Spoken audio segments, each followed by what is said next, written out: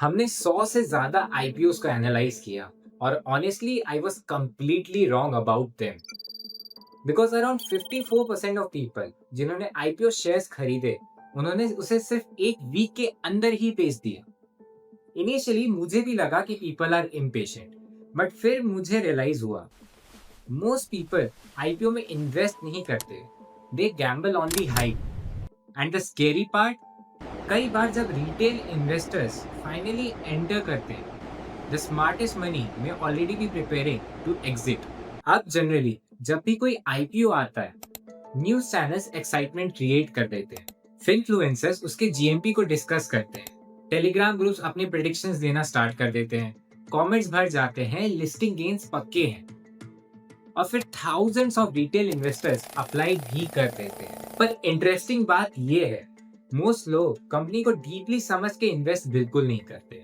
वो बस ये देखते हैं कि सब लोग अप्लाई कर रहे हैं तो मैं भी अप्लाई कर देता हूँ। And that's where the trap starts. इसको एक बहुत ही सिंपल एग्जांपल से समझते हैं। तुम और तुम्हारे 3 दोस्त मिलके एक लेमनेड बिजनेस को स्टार्ट करते हो। इनिशियली बस तुम 4 लोग ही ओनर्स हो और अगर बिजनेस ग्रो करता है तो ऑब्वियसली तुम्हें और पैसे चाहिए होंगे for better machines, more shops and marketing. But तुम्हारे पास उतने पैसे नहीं होते हैं तो तुम डिसाइड करते हो कि चलो पब्लिक को थोड़ा ओनरशिप दे देते हैं in exchange for some money, and that is basically an IPO for you. Public पैसे देती है, कंपनी ओनरशिप का एक हिस्सा दे देती है। बट यहाँ एक चीज है जो पहले समझ में मुझे नहीं आती थी। आईपीओ सिर्फ कंपनीज को ग्रो करने के लिए नहीं होता, it also gives early investors a chance to cash out, and this changes everything. अब यहाँ से एक्चुअल गेम स्टार्ट होता है।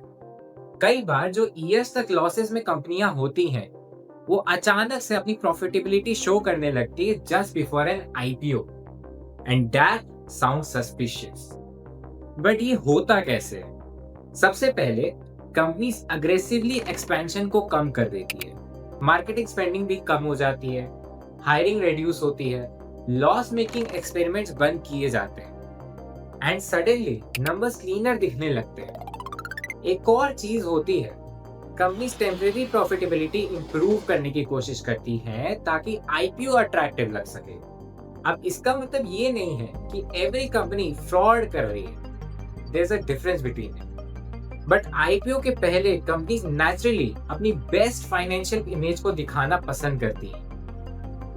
चलो इसको एग्जांपल से समझते हैं। लेंसकार्ट जैसी कंपनीज ने भी आईपीओ डिस्कशन के टाइम प्रॉफिटेबिलिटी इंप्रूवमेंट्स हाईलाइट की थी after reducing losses and improving operational efficiency, and investors यही नंबर देख के एक्साइटेड हो जाते हैं। But the dangerous part, short term profitability and long term business strength में काफी डिफरेंस होता है। बिकॉज कंपनीज नेचुरली चाहेंगी कि उनका आईपीओ मैक्सिमम वैल्यूएशन पे आए, क्योंकि higher valuation means more hype, better headlines, and better overall listing gains.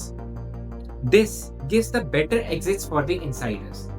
मतलब अगर कंपनी रियलिस्टिकली 2000 करोड़ की है तो मार्केट एक्साइटमेंट ने उस वैल्यूएशन को 2500 करोड़ या 3000 करोड़ तक पहुंचा दिया है, एंड रिटेल इन्वेस्टर्स यही देख के काफी एक्साइटेड हो जाते हैं। ये एग्जैक्टली वही साइकोलॉजी है जो बबल्स क्रिएट करती है, और you can say basically FOMO, fear of missing out. लोग सोचते हैं अगर मैंने अप्लाई नहीं किया और स्टॉक प्राइस डबल हो गए तो, and that emotional decision usually logic research को रिप्लेस कर देता है। People don't buy IPOs because they understand business, most people buy because everyone else is buying. And यही वो पॉइंट था जहां मुझे रियलाइज हुआ कि आईपीओ मार्केट एक्चुअली काम कैसे करता है। फाउंडर्स, अर्ली इन्वेस्टर्स, वीसीज, उन्होंने कंपनी को ईयर्स पहले सपोर्ट किया था, so obviously they deserve some returns. Problem तब स्टार्ट होती है जब रिटेल इन्वेस्टर्स अज्यूम कर लेते हैं कि high valuation equal to guaranteed future success, and those two things are very different. Now obviously हर आईपीओ बैड तो नहीं होता है, some companies genuinely massive business बन जाती हैं। But after studying all these IPOs, I realized something really important. The stock market doesn't reward for the fastest buyer. It rewards the person who understands the game before everyone else. And that's what IPO were really teaching us all along.